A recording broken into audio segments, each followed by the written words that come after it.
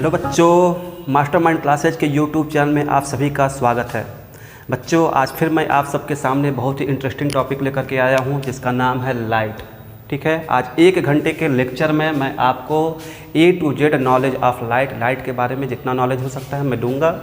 ठीक है, ध्यान दीजिए, लाइट जो है visible light, ultraviolet light, infrared light, laser light के जो है और भी जो टाइप्स हैं उनके बारे में मैं बताऊँगा। लाइट में 2 नेचर पाया जाता है, पार्टिकल नेचर और वेव नेचर। लाइट का मैं दोनों नेचर आपको बताऊंगा।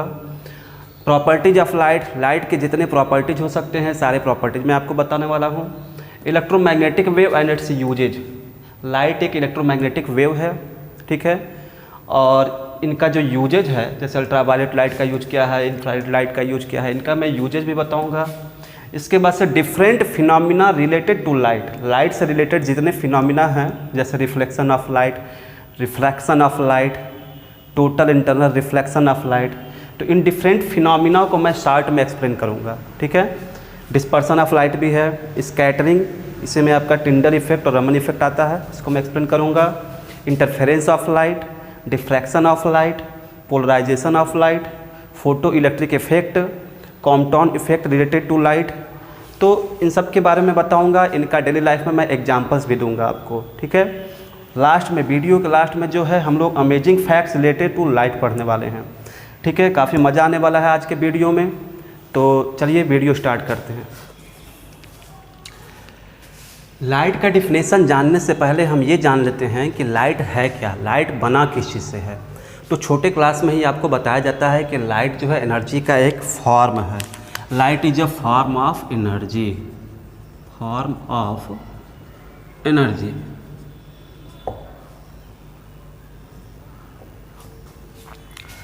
लाइट के बारे में 2 थ्योरी है, पार्टिकल थ्योरी और वेव थ्योरी। पार्टिकल थ्योरी क्या कहता है कि लाइट जो है पार्टिकल से बना है, और वेव थ्योरी कहता है कि लाइट एक वेव है। लाइट में वैसे दोनों नेचर पाया जाता है। ठीक है, दोनों बातें सही हैं। तो light has both particle and wave nature, light has both particle and wave nature. Particle theory के अनुसार जो है लाइट रे है ये, और ये स्मॉल पार्टिकल्स से बना हुआ है, और इन पार्टिकल्स का वैक्यूम में जो स्पीड है 3 × 10⁸ मीटर पर सेकेंड है। लाइट का स्पीड आप जानते ही हैं। इन पार्टिकल्स को फोटॉन नाम दिया गया है, और इनकी खोज साइंटिस्ट आइंस्टाइन ने किया था, फोटॉन्स। ठीक है, इनको क्वांटा ऑफ लाइट भी कहा जाता है, quanta of light, quanta of light. ये लाइट का क्वांटा है, या इसी को हम एलिमेंट्री लाइट पार्टिकल भी कहते हैं। इसी को हम कहते हैं elementary light particle, elementary light particle. और इसकी खोज आइंस्टीन ने किया। तो लाइट क्या है? लाइट जो है स्मॉल पार्टिकल से मिलकर बना हुआ है, जिनको फोटॉन नाम दिया गया है। ठीक है, और ये वास्तव में एनर्जी के स्मॉल पैकेट्स होते हैं। फोटॉन है क्या? तो फोटॉन जो है एनर्जी के स्मॉल पैकेट्स होते हैं जो स्पीड से ट्रैवल करते हैं। ठीक है, और इनमें मास नहीं होता है, इनका जो मास है 0 है, क्योंकि एनर्जी में तो कोई मास होता नहीं है। तो क्या लिखेंगे? लिखेंगे कि light is made up of tiny, tiny मतलब small, tiny particles called photons. Photons are little packets of energy.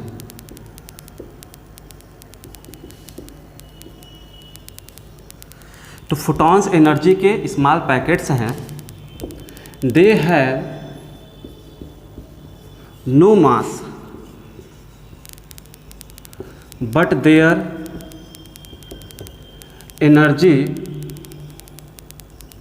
Is given bye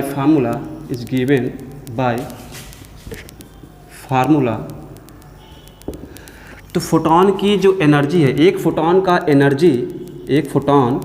का जो एनर्जी इज इक्वल टू होता है h इंटू एफ होता है, वेयर h क्या है, h प्लैंक कांस्टेंट है, प्लैंक्स कांस्टेंट, और इसकी वैल्यू होती है 6.6 इंटू 10⁻⁻34 जूल सेकेंड। f क्या है, f लाइट का फ्रीक्वेंसी है, तो एनर्जी प्रोपोर्शनल है फ्रीक्वेंसी की। अलग अलग कलर के लाइट का फ्रीक्वेंसी अलग अलग होता है, उसका एनर्जी भी अलग अलग होता है। रेड लाइट का फ्रीक्वेंसी सबसे कम होता है, उसका एनर्जी भी सबसे कम होता है। वायलेट लाइट का फ्रीक्वेंसी ज़्यादा होता है, उसका एनर्जी भी ज़्यादा होता है। ठीक है, अच्छा अब ध्यान देंगे इसका मास कितना बताए हैं, 0। According to theory of relativity, according to theory of relativity, theory of relativity क्या कहता है कि कोई भी पार्टिकल जिसका मास 0 है, अगर वो लाइट के स्पीड से ट्रेवल करे तो वह मोमेंटम भी पजेज करता है, मोमेंटम भी रखता है। ठीक है, कोई भी पार्टिकल जिसका मास 0 है, अगर वो लाइट के स्पीड से ट्रेवल करे तो उसके पास मोमेंटम भी होता है, भले से मास उसका 0 है तो क्या हुआ। ठीक है, according to theory of relativity any massless particle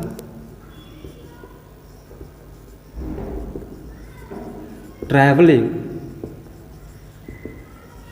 with speed of light, traveling with speed of light,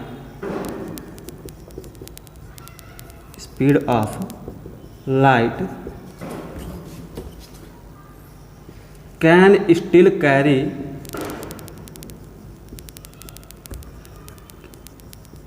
momentum।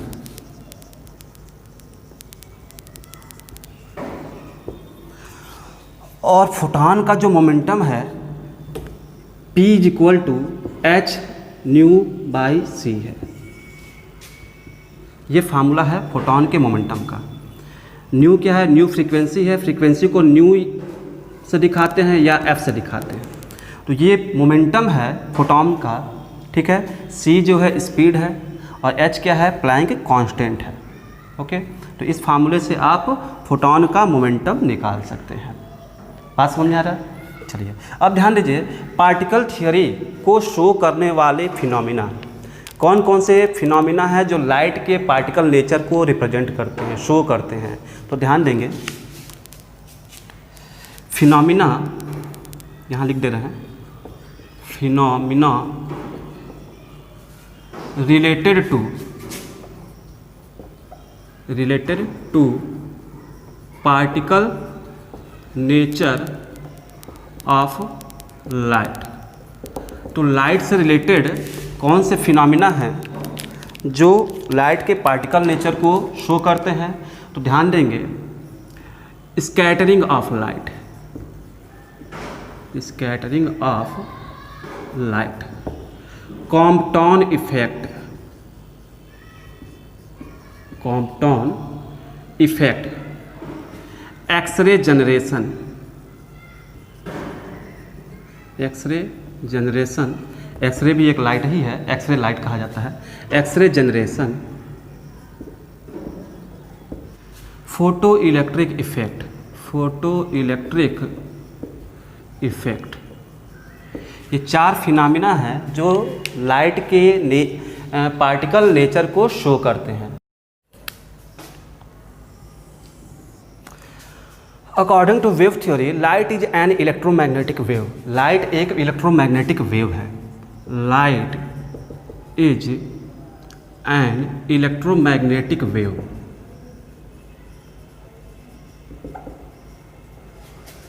Which do not require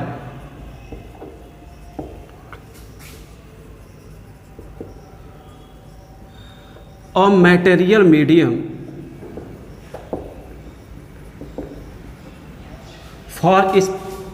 for propagation। Light एक इलेक्ट्रोमैग्नेटिक वेव है और इसको आगे ट्रैवल करने के लिए, बढ़ने के लिए किसी मीडियम की ज़रूरत नहीं है। जैसे स्टार से लाइट आ रहा है, सन से लाइट आ रहा है, स्पेस में क्या है, स्पेस में कोई मटेरियल नहीं है तो लाइट फिर भी आ रहा है वहाँ से। तो लाइट को आगे बढ़ने के लिए किसी मीडियम की ज़रूरत नहीं पड़ती है। जबकि साउंड वेव के बारे में आप क्या पढ़े होंगे, साउंड वेव के बारे में आप पढ़े होंगे कि साउंड वेव को आगे बढ़ने के लिए मटेरियल की आवश्यकता पड़ती है, मीडियम की आवश्यकता पड़ती है, जबकि लाइट के साथ ऐसा नहीं है। बात आ रहा है इलेक्ट्रोमैग्नेटिक वेव क्या होता है, तो स्क्रीन पर आप इसका इमेज देख सकते हैं। आइए समझते हैं इलेक्ट्रोमैग्नेटिक वेव क्या होता है। इसको इलेक्ट्रोमैग्नेटिक वेव क्यों कह रहे हैं, होता क्या है कि इसमें इलेक्ट्रिक फील्ड भी होता है और मैग्नेटिक फील्ड भी होता है। ये लाइट है, लाइट एक्स एक्सिस पर ट्रैवल कर रहा है, ठीक है, कितने स्पीड से, 3 × 10⁸ मीटर पर सेकेंड के स्पीड से लाइट एक्स एक्सिस पर ट्रैवल कर रहा है। तो इलेक्ट्रिक फील्ड भी जो है बनता है और मैग्नेटिक फील्ड भी बढ़ता है। ये इलेक्ट्रिक फील्ड वेक्टर्स हैं, fluctuations of electric field vectors.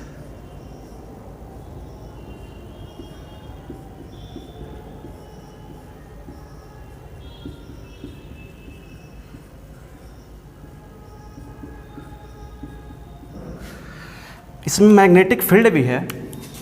Magnetic field जो है, ध्यान देंगे, एक्स है, वाई है, जेड है। तो एक्स एक्सिस पर लाइट ट्रैवल कर रहा है, वाई एक्सिस पर इलेक्ट्रिक फील्ड है और जेड एक्सिस पर मैग्नेटिक फील्ड। ऐसे मैग्नेटिक फील्ड भी होता है।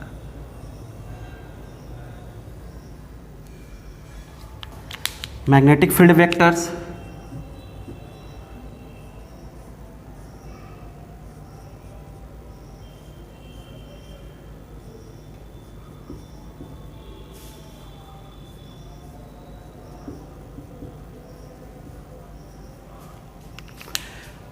चलिए देखिए यहाँ पर इलेक्ट्रिक फील्ड, ये जो ब्लैक कलर से लिखा है इलेक्ट्रिक फील्ड है, फ्लक्चुएशन ऑफ इलेक्ट्रिक फील्ड, और जो जेड एक्सिस पर रेड कलर से लिखा है वो मैग्नेटिक फील्ड है, magnetic field, fluctuation of magnetic field, ठीक है।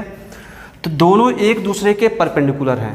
यहाँ पर जो है इस तरह से है, ठीक है, 90 डिग्री का एंगल है, इलेक्ट्रिक फील्ड और मैग्नेटिक फील्ड। यहाँ पर जो है इस तरह से है, इलेक्ट्रिक फील्ड नीचे है, मैग्नेटिक फील्ड पीछे की ओर है, ठीक है, वर्टिकली डाउनवर्ड।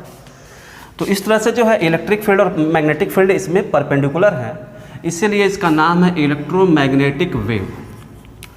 तो इलेक्ट्रिक फील्ड परपेंडिकुलर है मैग्नेटिक फील्ड की। लाइट की जो एनर्जी है दोनों फील्ड में होती है, ठीक है, लाइट की एनर्जी दोनों फील्ड में होती है। तो it's energy have both in electrical and magnetic. It's energy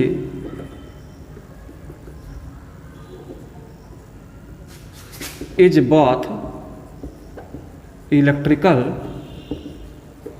and magnetic. Light, अब ध्यान देंगे, इलेक्ट्रिक फील्ड जो है, इलेक्ट्रिक फील्ड की वजह से ही लाइट में ऑप्टिकल नेचर पाया जाता है, ठीक है, लाइट में जो भी ऑप्टिकल नेचर है वो इलेक्ट्रिक फील्ड की वजह से पाया जाता है। तो सिंपली लाइट को आप ऐसे बना देते हैं और बोलते हैं कि लाइट जो है क्या है, लाइट एक ट्रांसवर्स वेव है, ठीक है। तो it's nature is transverse. Electromagnetic wave का जो नेचर है वो ट्रांसवर्स है। नेचर ऑफ इलेक्ट्रोमैग्नेटिक वेव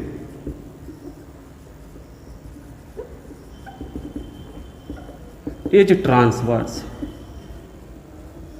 ठीक है। तो लाइट किस तरह का वेव है, तो ट्रांसवर्स वेव है, इलेक्ट्रोमैग्नेटिक वेव है। तो देखिए यहाँ पर क्रिस्ट है, ट्रो है, क्रिस्ट ट्रो। एक क्रिस्ट से नेक्स्ट क्रिस्ट के बीच का जो डिस्टेंस होता है उसी को वेवलेंथ कहते हैं, या एक ट्रो से अगले ट्रो के बीच का जो डिस्टेंस है उसको वेवलेंथ कहते हैं, ठीक है। तो the distance from crest of one wave to the crest of next wave is called wavelength. तो वेवलेंथ क्या होता है, वेवलेंथ, वेवलेंथ क्या होता है, तो the distance from crest of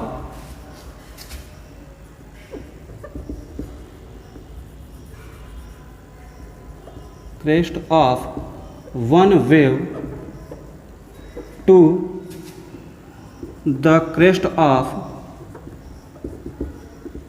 next wave is called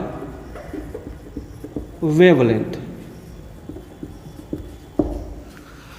तो लाइट का वेवलेंथ क्या होता है समझ में आ गया होगा आपको। लाइट की फ्रीक्वेंसी क्या होती है, तो ध्यान दीजिए, एक सेकेंड में जितने फ्लक्चुएशन होते हैं उसी को हम लाइट की फ्रीक्वेंसी कहते हैं। फ्रीक्वेंसी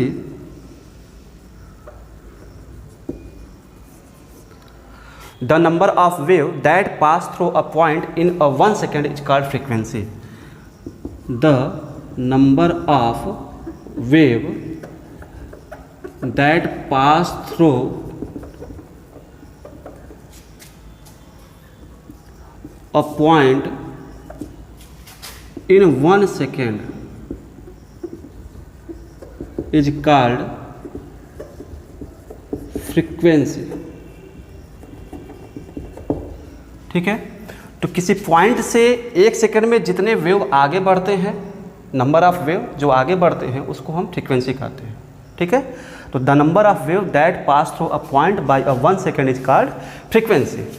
तो फ्रीक्वेंसी आपको समझ में आ गया होगा फ्रीक्वेंसी क्या है। अब देखिए, generation of electromagnetic wave, generation of electromagnetic wave, electromagnetic wave को जनरेट कैसे किया जा सकता है। तो इलेक्ट्रिकली चार्ज पार्टिकल, जब भी कोई चार्ज पार्टिकल जब वाइब्रेट करता है तो इलेक्ट्रोमैग्नेटिक वेव डेवलप होता है। ठीक है, लैब में इस बात की खोज सबसे पहले साइंटिस्ट हर्ज ने किया था और हर्ज के सम्मान में फ्रीक्वेंसी का यूनिट रखा गया हर्ज। ठीक है, तो when a electrically charge particle, electrically charge particle vibrates, it generates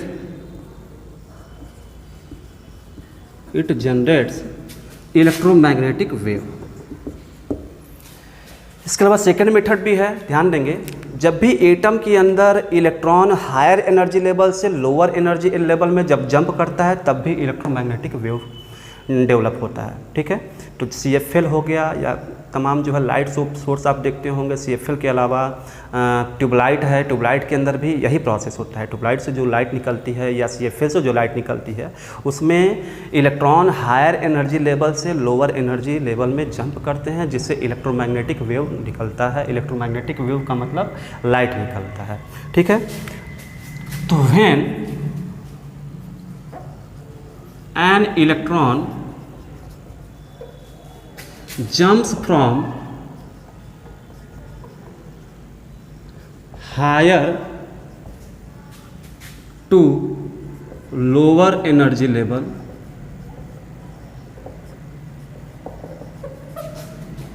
it emits electromagnetic wave। ये बोर्स थ्योरी ऑफ हाइड्रोजन है, Bohr's theory of hydrogen atom. Bohr का हाइड्रोजन एटम का थियरी आप पढ़ेंगे, वहाँ इस बात को साइंटिस्ट बोर ने सबसे पहले खोज किया था। ठीक है, कि जब भी इलेक्ट्रॉन हाई एनर्जी लेवल से लो एनर्जी लेवल में, जैसे कि ये न्यूक्लियस है, इसके चारों ओर जो है एनर्जी लेवल्स हैं, सेल्स हैं। ठीक है, इलेक्ट्रॉन जब हाई एनर्जी लेवल से लोअर एनर्जी लेवल में जंप करेगा तो इलेक्ट्रोमैग्नेटिक वेव इमिट करेगा। ओके, कौन कौन से फिनोमिना हैं जो लाइट के वेव नेचर को शो करते हैं। फिनोमिना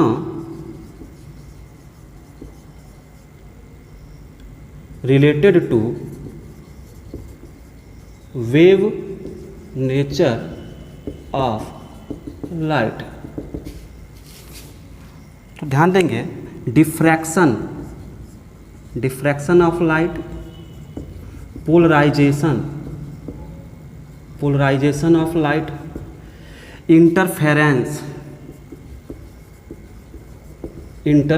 ऑफ लाइट, ये जो हैं लाइट से रिलेटेड फिनोमिना हैं जो लाइट के वेव नेचर को शो करते हैं कि लाइट में वेव नेचर है। ठीक है, तो ये जो फिनोमिना थे लाइट के पार्टिकल नेचर को शो करते हैं, और ये जो फिनोमिना हैं ये लाइट के वेव नेचर को शो करते हैं। डेली लाइफ में लाइट का मतलब विजिबल लाइट से लिया जाता है। विजिबल लाइट मतलब जैसे ग्रीन लाइट, येलो लाइट, जिसको ह्यूमन आइट क्या कर सकता है, डिटेक्ट कर सकता है, और इन्हीं से हम विभिन्न वस्तुओं को देखते हैं। लेकिन फिजिक्स में लाइट का मतलब केवल विजिबल लाइट से नहीं है।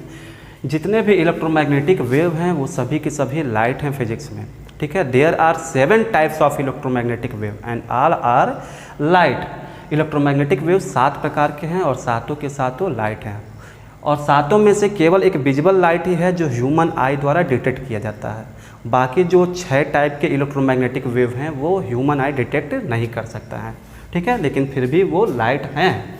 ठीक है, उनका जो है डेली लाइफ में बहुत से यूजेज हैं, अभी हम लोग पढ़ेंगे। तो there are 7 types of electromagnetic wave. पहला तो आपका है गामा लाइट।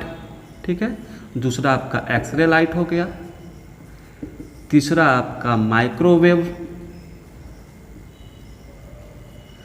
उसके बाद रेडियो वेव,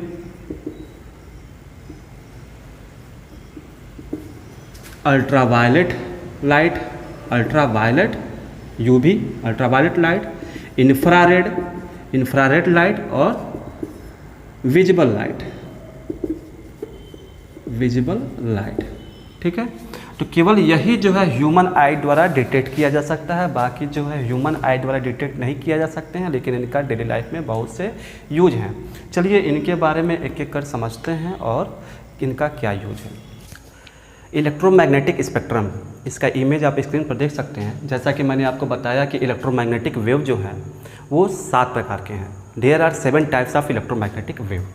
जो सबसे अधिक वेवलेंथ वाला इलेक्ट्रोमैग्नेटिक वेव है, जिसका वेवलेंथ सबसे ज़्यादा है, वह है रेडियो वेव। कई मीटर तक इसका वेवलेंथ होता है। ठीक है, अच्छा, इससे कम वेवलेंथ वाला जो इलेक्ट्रोमैग्नेटिक वेव है वह है माइक्रोवेव। शॉर्ट में ऐसे दिखाते हैं, माइक्रोवेव। इससे कम वेवलेंथ वाला जो इलेक्ट्रोमैग्नेटिक वेव है वह है इंफ्रारेड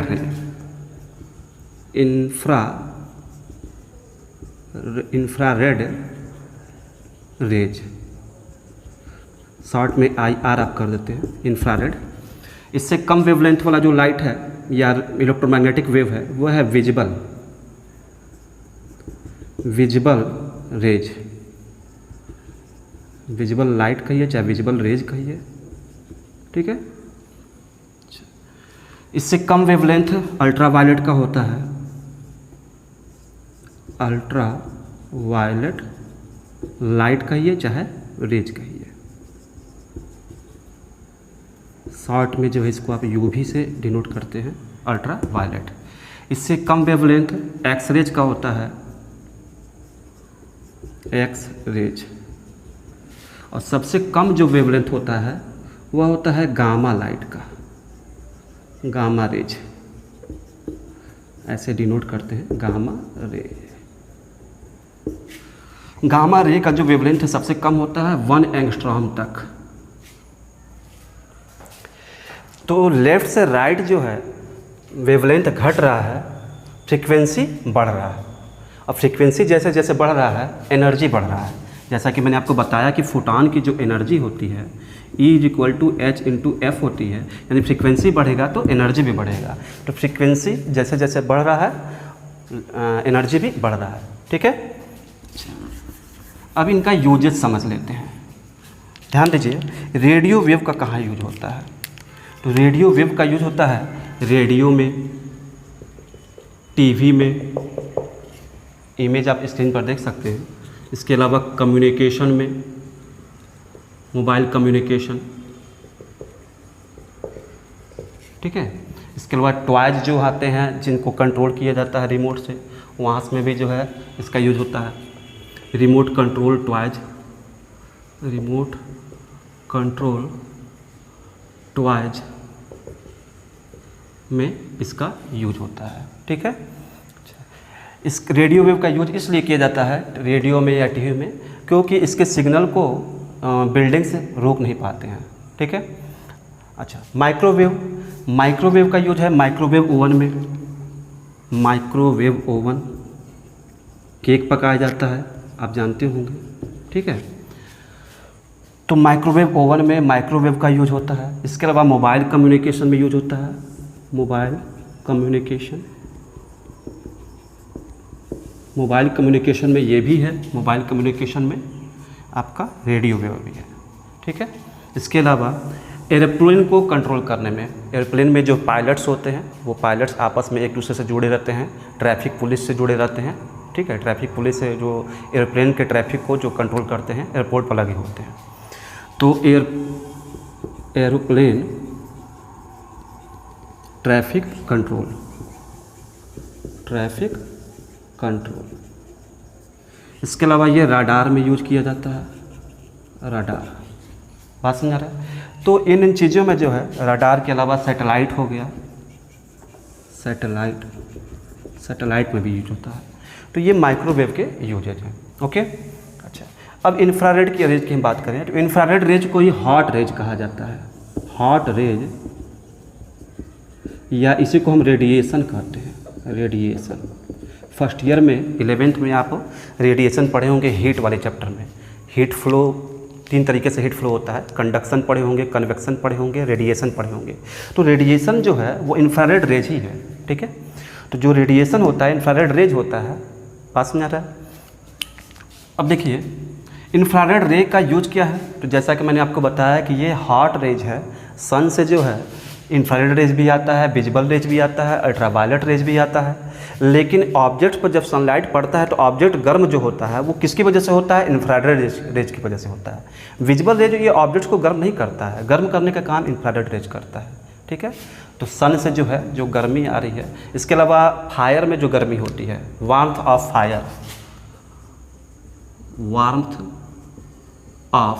फायर, आग में जो गर्मी होती है इंफ्रारेड रेज की वजह से होती है। ठीक है। हीटर में जो है इलेक्ट्रिक हीटर आप जाड़े में यूज करते हैं, रूम को गर्म कर देता है। वो उससे जो गर्म रेज निकलती हैं, हॉट रेज निकलती है, हीटर के पास आप हाथ ले जाते हैं तो आपको हॉट रेज आपके हाथ पे पड़ता है, वो इंफ्रारेड रेज होता है। हीटर से जो रेज निकल रही है वो घर में रोशनी थोड़ा ना करता है, वो घर की वस्तुओं को दिखाने का थोड़ा ना काम करता है। वो क्या करता है, वो केवल वस्तुओं को गर्म करता है, चीज़ों को गर्म करता है। इंफ्रारेड रेज जो है हीटर से निकलता है। हीटर में भी ये यूज होता है। रिमोट कंट्रोल, टीवी के रिमोट कंट्रोल हो गए हैं। ठीक है, और डीवीडी के रिमोट कंट्रोल, बहुत से रिमोट कंट्रोल आप जानते हैं डेली लाइफ में, उसमें जो है इसका यूज होता है। खिलौनों में जो रिमोट कंट्रोल होता है वो रेडियो वेव्स हैं। लेकिन डेली लाइफ में जो रिमोट आप यूज करते हैं तमाम यंत्रों को कंट्रोल करने के लिए, एसी का रिमोट कंट्रोल हो गया, उसमें आगे एक एलईडी लगा रहता है, उससे जो है इंफ्रारेड रेज निकलता है। ठीक है, तो रिमोट कंट्रोल को यूज करने में इसका यूज होता है। ठीक है। अच्छा, ध्यान दीजिए नाइट विजन कैमरा में ये यूज होता है। नाइट विजन कैमरा,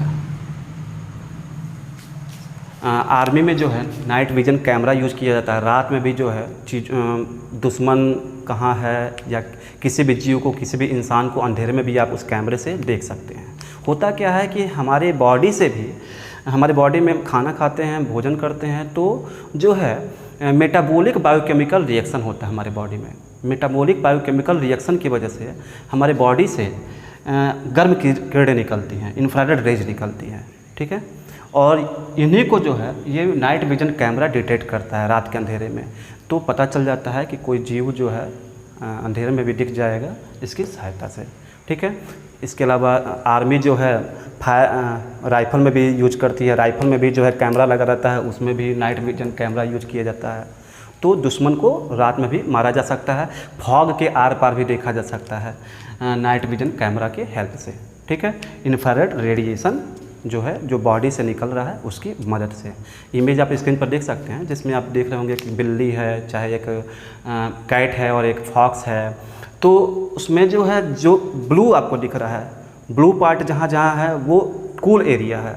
ब्लू से ऊपर आएंगे ग्रीन जो है थोड़ा सा गर्म है, उससे गर्म जो है रेड है, उससे भी गर्म येलो है। जहाँ येलो दिख रहा है पिक्चर में वो जो है हॉट पार्ट को रिप्रेजेंट शो कर रहा है। ठीक है, तो बिल्ली के शरीर पर जहाँ जहाँ आपको पीला भाग दिख रहा है तो वो जो है आपका गर्म भाग है बिल्ली का, और वाइट जो है, जो आँख वगैरह दिख रहे होंगे, वो सबसे ज़्यादा गर्म भाग है।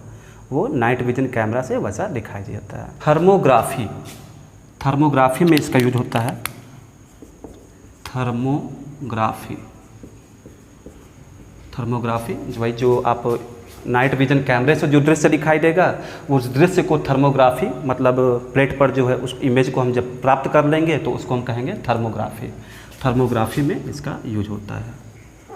ठीक है, इसके अलावा फिजियोथेरेपी, हॉस्पिटल में जो है शरीर के किसी पार्ट को गर्म करने के लिए फिजियोथेरेपी में इंफ्रारेड रेज का यूज किया जाता है। फिजियोथेरेपी,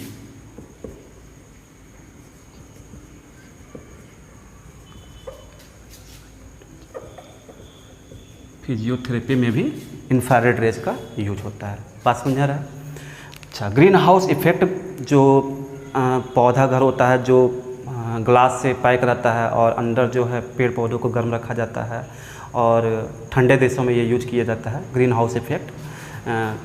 तो ग्रीन हाउस इफेक्ट भी जो है इंफ्रारेड रेज उसमें यूज होता है। बात समझा रहा है? तो green house effect, green house effect. अब देखिए विजिबल रेज की हम बात करें तो विजिबल रेज आप जानते हैं कि प्रिज्म है, और प्रिज्म पे जब वाइट लाइट गिरता है, वाइट लाइट को ही आप जनरली जो है विजिबल रेज कहते हैं, तो ये 7 पार्ट में ब्रेक हो जाता है। VIBGYOR, BGYOR, VIBGYOR, violet light, indigo, blue, green, yellow, orange और रेड लाइट। तो ये जो है इसी को आप कहते हैं विजिबल रेज, विजिबल रेज कहते हैं।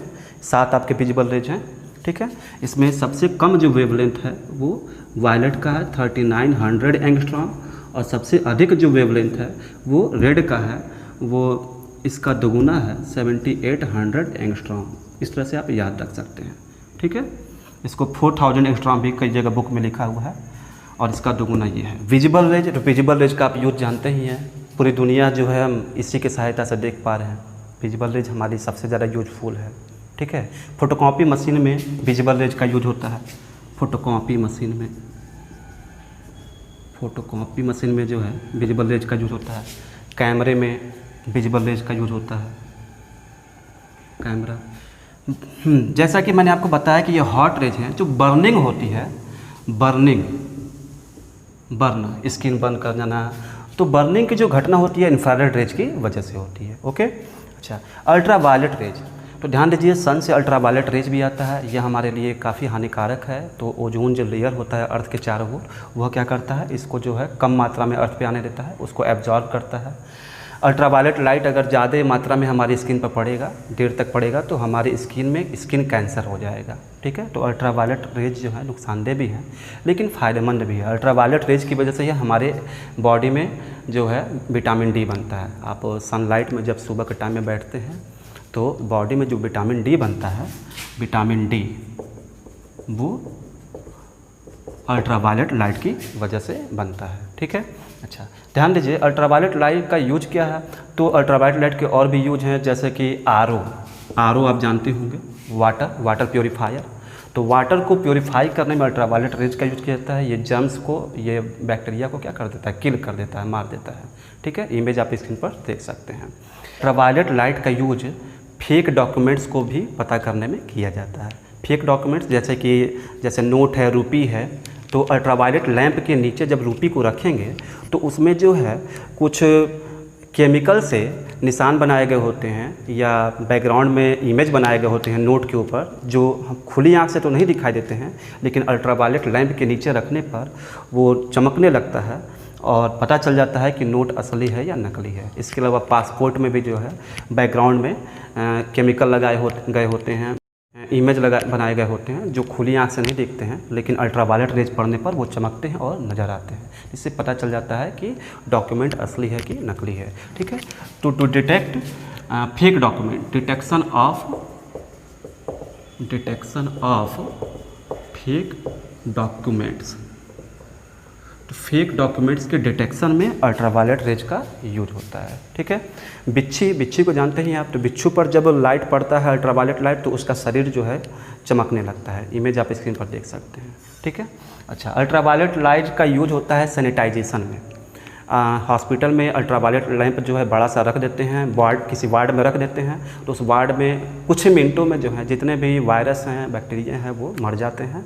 ठीक है, अल्ट्रावायलेट लाइट की वजह से। इसका इमेज आप स्क्रीन पर देख सकते हैं। मनुष्य अल्ट्रावायलेट लाइट को देख नहीं पाता है। कारण क्या है कि जो हमारी आंख में लेंस होता है वो अल्ट्रावायलेट लाइट को फिल्टर आउट कर देता है, बाहर छान कर अलग कर देता है, जिससे रेटिना पर अल्ट्रावायलेट लाइट नहीं पहुँचता है और हम अल्ट्रावायलेट लाइट को नहीं देख पाते हैं। लेकिन अगर किसी पेशेंट का ऑपरेशन किया जाए और उसका लेंस हटा दिया जाए, तब उसके रेटिना पर अल्ट्रावायलेट लाइट पहुँचता है और वह अल्ट्रावायलेट लाइट को जो है देख पाता है। साइंटिस्ट यंत्र बना चुके हैं जिसकी सहायता से हम अल्ट्रावायलेट लाइट को देख सकते हैं। कुछ जीव हैं जो अल्ट्रावायलेट लाइट को देख पाते हैं, जैसे गोल्ड फिश हो गया। गोल्ड फिश अल्ट्रावायलेट लाइट को देख सकता है। गोल्ड फिश के अलावा लिजार्ड्स, बर्ड्स, बीज, मधुमक्खी। ठीक है, तो छिपकली हो गई, मधुमक्खी हो गई और गोल्ड फिश हो गया, ये जो हैं ये अल्ट्रावायलेट लाइट को डिटेक्ट कर पाते हैं, देख पाते हैं। तो एक्स रेज का आप यूज जानते हैं। एक्स रेज का यूज होता है हड्डी अगर कहीं टूटा है, क्रैकिंग है, फ्रैक्चर है, तो उसको हम एक्स रेज से पता कर सकते हैं। तो एक्स रेज जो आप देखते हैं उसी को वास्तव में रेडियोलॉजी कहा जाता है। एक्सरे करना मतलब रेडियोलॉजी। ठीक है, तो रेडियोलॉजी में यूज होता है, रेडियोलॉजी में। इसके अलावा क्रिस्टलोग्राफी में यूज होता है, क्रिस्टलोग्राफी। सीटी स्कैन, इमेज आप स्क्रीन पर देख सकते हैं। तो सीटी स्कैन में इसका यूज होता है। इसके अलावा एयरपोर्ट पर स्कैनिंग मशीन लगा रहता है। ठीक है, एयरपोर्ट पर सिक्योरिटी स्कैनर लगा रहता है, जिससे बैगेज को स्कैन किया जाता है कि बैग में आप क्या क्या ले जा रहे हैं एयरपोर्ट पर। ठीक है, इमेज आप स्क्रीन पर देख सकते हैं। तो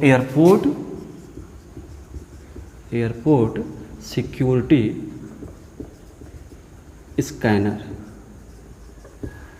इससे पता चल जाता है कि बैग के अंदर आप क्या क्या रखे हैं। ठीक है, तो आप जानते ही हैं कि हथियार ले जाना कानूनी अपराध है। डेंटिस्ट जो है दांत का एक्सरे करने में भी एक्सरेज का यूज करते हैं। ठीक है, तो मेडिकल के क्षेत्र में एक्सरेज का यूज होता है। इसके अलावा समुद्र से सीप निकाले जाते हैं। सीप में जानते हैं आप मोती होते हैं, तो काफ़ी ज़्यादा मात्रा में जब सीप निकाला जाता है और उनको स्कैन किया जाता है एक्सरेज से, तो पता चल जाता है कि किस सीप के अंदर मोती है और किस सीप के अंदर मोती नहीं है। ठीक है, तो हर एक सीप को तोड़ने की ज़रूरत नहीं पड़ती है। इसके अलावा जो बड़े बड़े पानी के जो जहाज़ होते हैं, ठीक है, पानी के जहाज़, शिप, तो उनकी जो दीवार होती है काफ़ी मोटी होती है, मेटल की होती है। तो अंदर से वो मेटल की जो दीवार है कहीं डैमेज तो नहीं है, अंदर से कहीं क्रैक तो नहीं है मेटल की दीवार के अंदर, उसको हम एक्सरे से हम पता कर सकते हैं। इसके बात समझ आ रहा है? तो पानी वाले जहाज़ की जो बॉडी होती है, बाहर की बॉडी, वो काफ़ी मोटी जो है चादर की बनाई जाती है, काफ़ी थिक शीट की बनाई जाती है, थिक शीट ऑफ मेटल। वो अंदर से उसमें डैमेज हम पता कर सकते हैं एक्सरे मशीन से। ठीक है, एक्सरे स्कैन करा करके, तो पावरफुल एक्सरे से स्कैन कराया जाता है, तो अंदर जो क्रैकिंग होगी वो भी पता चल जाएगी। ठीक है, नहीं तो अगर हम नहीं ऐसा पता करेंगे तो क्या होगा, एक्सीडेंट होगा। जब वो पानी वाली जहाज़ किसी चीज़ से टकराएगी तो क्या हो जाएगा, होल हो जाएगा और पानी अंदर जहाज़ में भर जाएगा। ठीक है, चलिए अब जो है गामा रेज की हम बात करते हैं। तो गामा रेज का यूज होता है कैंसर के ट्रीटमेंट में। बात समझ आ रहा है? रेडियोथेरेपी,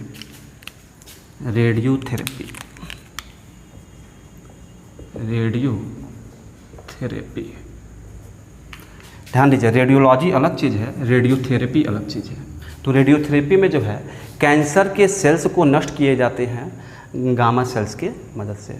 जो भी पार्ट इन्फेक्टेड है कैंसर जिसमें है, उस पार्ट पर जो है गामा रेज गिराया जाता है और गामा रेज से उस सेल को, कैंसर के सेल्स को नष्ट किया जाता है। इसके अलावा ट्यूमर भी अगर बॉडी में है तो ट्यूमर के भी सेल्स को नष्ट करने के लिए इसका यूज करते हैं गामा रेज का। इसके अलावा स्टरलाइजेशन ऑफ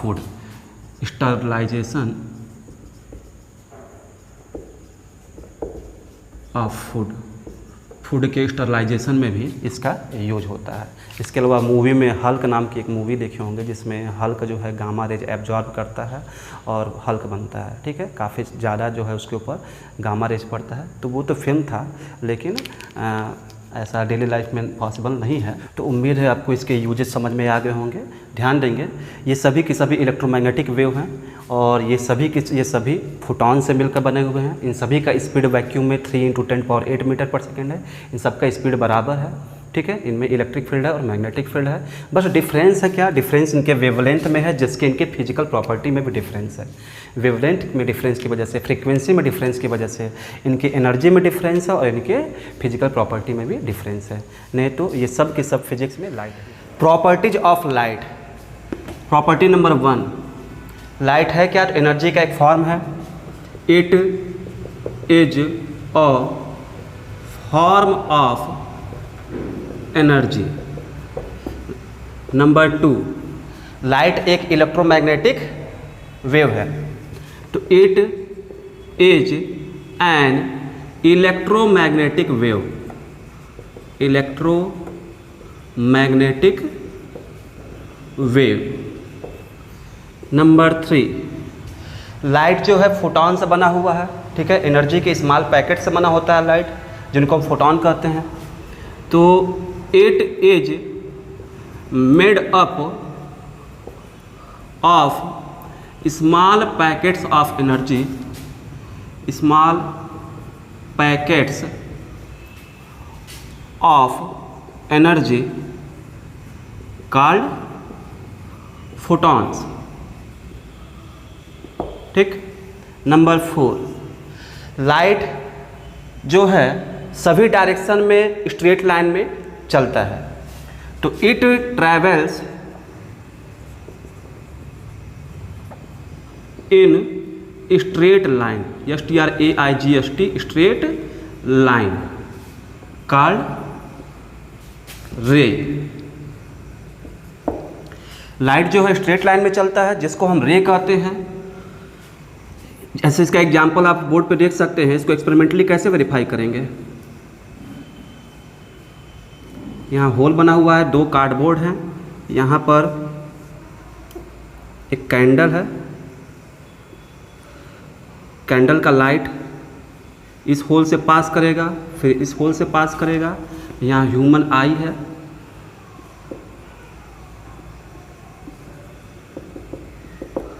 ह्यूमन आई में जाएगा ये लाइट।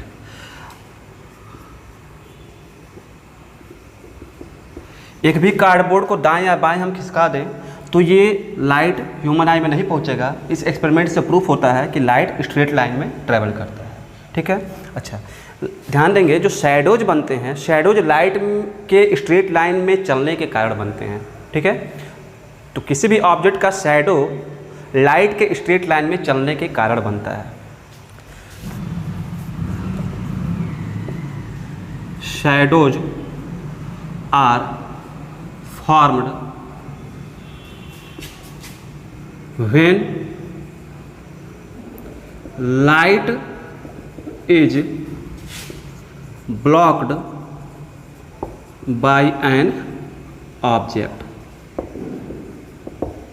ओके, इमेज स्क्रीन पर आप देख सकते हैं। नंबर 5, लाइट सोर्स से सभी डायरेक्शन में ट्रैवल करता है। It travels in all direction from its source। Number 6, light का स्पीड क्या है? तो लाइट का जो स्पीड है वैक्यूम में 3 × 10⁸ मीटर पर सेकेंड है। Its speed in vacuum is 3 × 10⁸ metre per second. इसका मतलब हुआ और 3 lakh kilometre per second, 3 lakh kilometre per second. यानी कि लाइट जो है हर एक सेकेंड में 3 लाख किलोमीटर आगे बढ़ जाता है। लाइट का जो है स्पीड ये सबसे ज़्यादा है। ऐसा कोई भी ऑब्जेक्ट नहीं है जिसका स्पीड लाइट से ज़्यादा हो, ठीक है। तो there is no object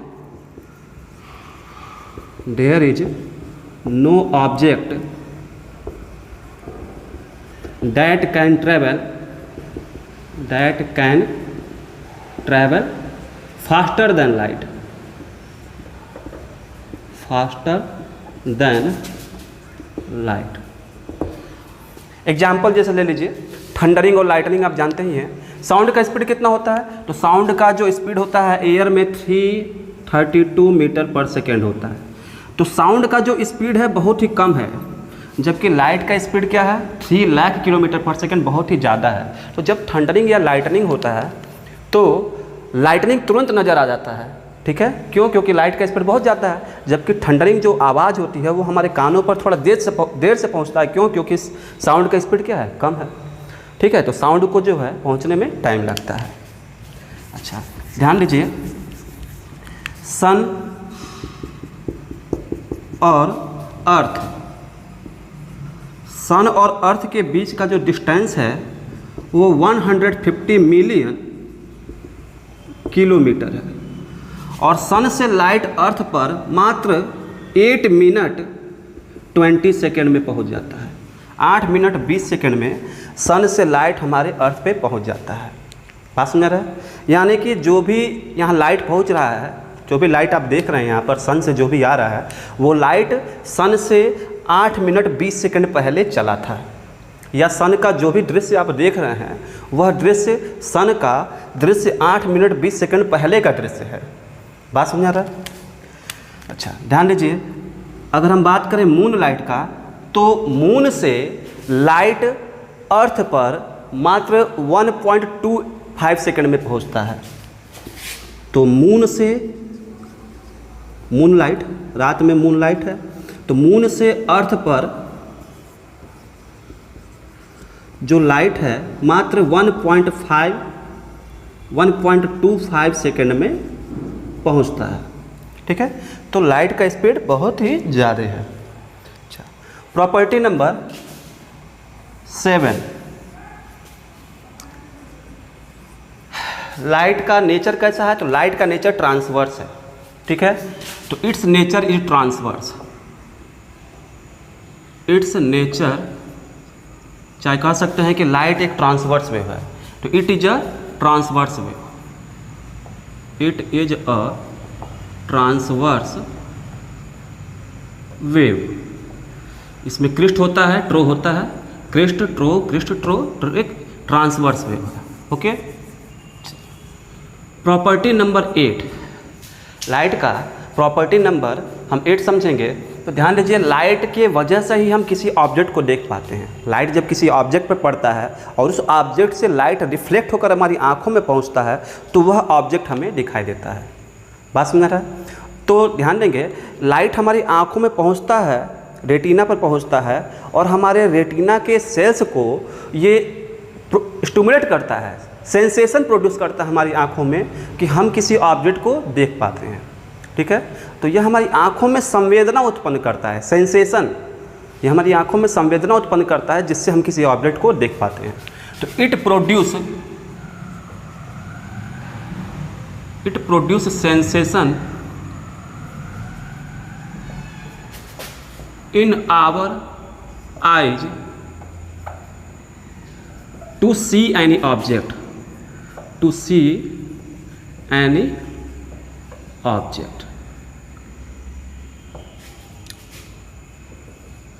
property number 9, तो it can travel in vacuum, light जो है वैक्यूम में भी ट्रेवल कर सकता है, और इसको ट्रेवल करने के लिए किसी मीडियम की ज़रूरत नहीं पड़ती है, ठीक है। तो it can travel in vacuum, it don't require any medium, any material medium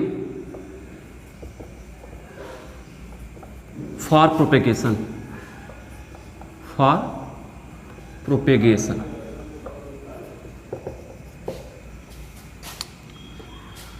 ध्यान दीजिए, सन से लाइट आ रहा है, स्टार्स से लाइट आ रहा है, तो स्पेस में क्या है? स्पेस में वैक्यूम है, फिर भी वहाँ से लाइट यहाँ आ रहा है।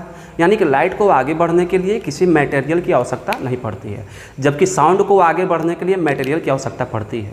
ठीक है, साउंड भी एक वेव है, लेकिन साउंड को आगे बढ़ने के लिए मीडियम की आवश्यकता पड़ती है, जबकि लाइट को आगे बढ़ने के लिए किसी मटेरियल की आवश्यकता नहीं पड़ती है। प्रॉपर्टी नंबर 10, तो it can be absorbed and converted into some other form as heat, kinetic energy,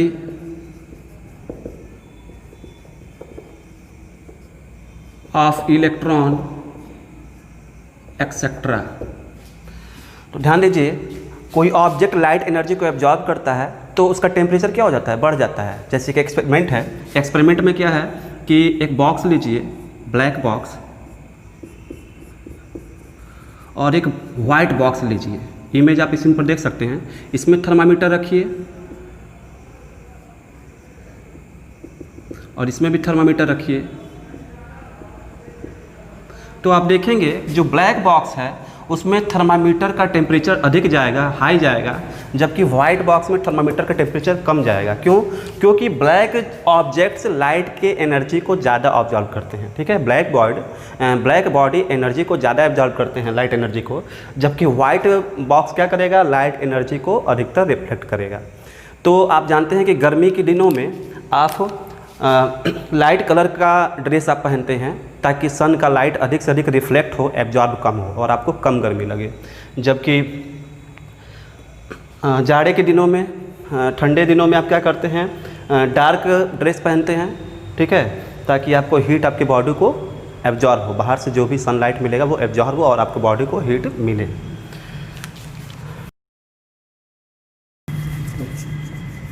तो यह क्या हो सकता है, लाइट जो है कन्वर्ट हो सकता है किसमें, हीट में।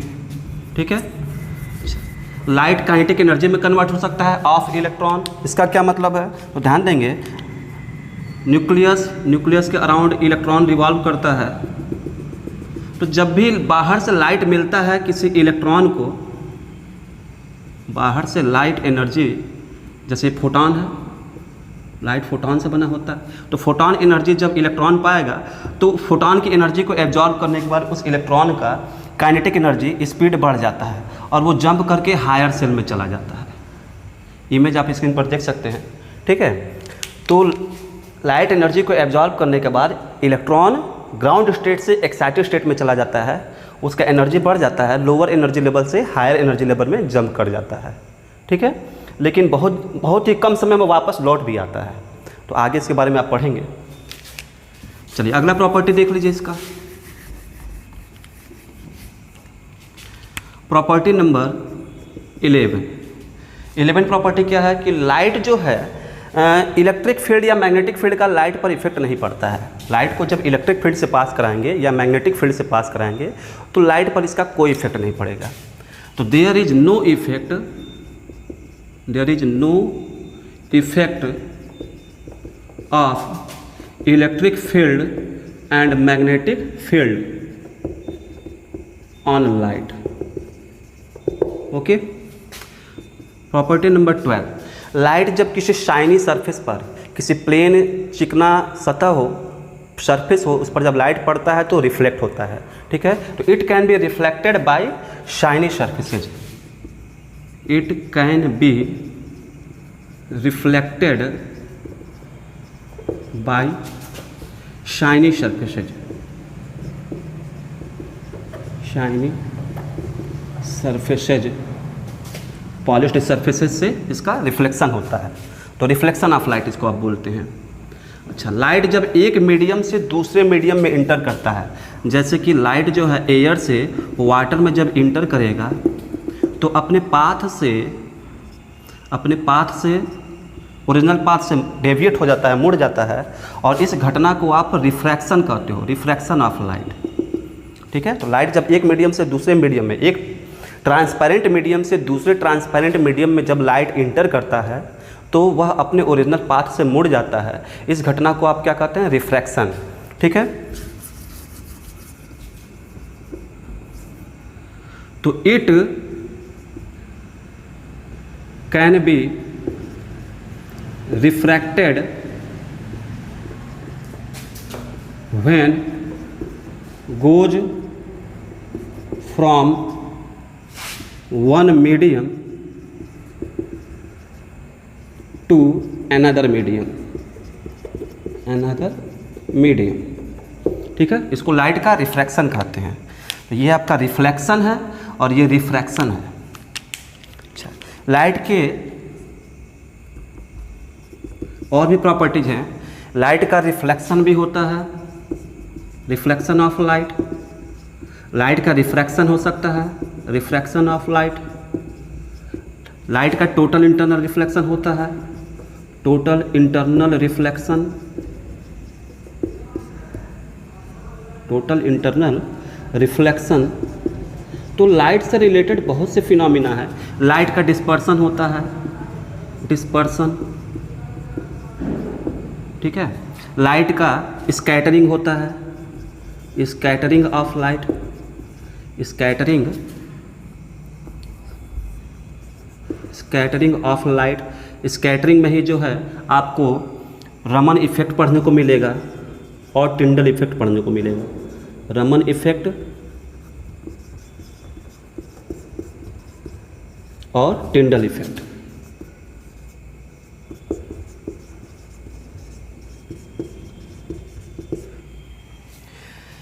लाइट जो है और भी कई फिनोमिना है लाइट से रिलेटेड।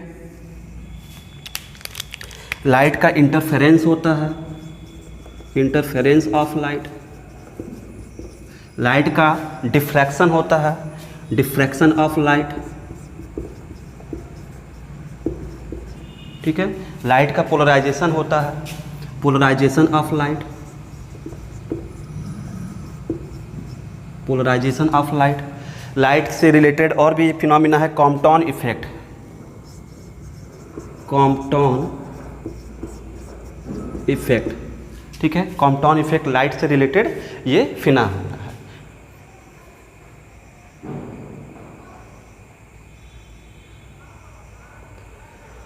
तो लाइट से रिलेटेड ये फिनोमिना है, इनको एक एक करके समझना है। शॉर्ट में इनको हम समझाएंगे और डेली लाइफ में इनका एग्जाम्पल भी बताएंगे। तो चलिए इनको समझते हैं एक एक करके और इनका डेली लाइफ में एग्जाम्पल भी समझते हैं।